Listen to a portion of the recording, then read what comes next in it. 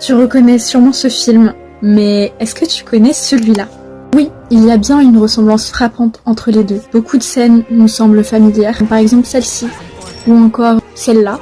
Et ce film s'appelle The Deer King, il est sorti en 2021, et étrangement, personne n'en a parlé.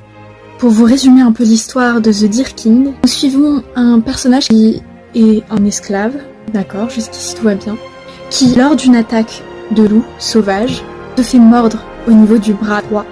Il va développer de certaines capacités dues à cette malédiction qui frappe certains villageois et d'autres ne sont pas atteints de ce fléau. Dans cette attaque, Van va sauver une petite fille avec qui il va décider de partir loin de la guerre. Malheureusement, ils vont pas être tranquilles parce que l'Empire de Zol ainsi que les Aquafains les recherchent pour deux raisons différentes. L'Empire de Zol pour chercher un remède et les Aquafains qui succèdent à un espèce de dieu des loups.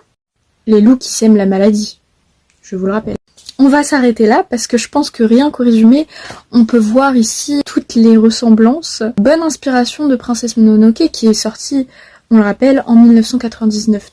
Donc nous avons plusieurs éléments familiers à Princesse Mononoke comme le cerf, les loups, la fille sauvage, une princesse, un dieu. Le pire, c'est que les ressemblances, elles vont jusqu'à des personnages qui sont secondaires, comme par exemple un roi malade, un homme aussi rencontré sur la route qui a eu un accident. Il y a aussi des différences. L'histoire en elle-même, dans Princesse Mononoke, on se concentre sur l'environnement, c'est les humains contre les dieux.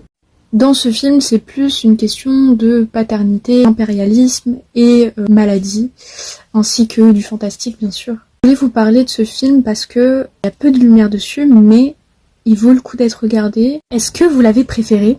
Parce que c'est possible, c'est totalement possible. Pour plus de comparaisons de films, ici on parle d'animation, de films, de séries, de jeux vidéo. Abonnez-vous!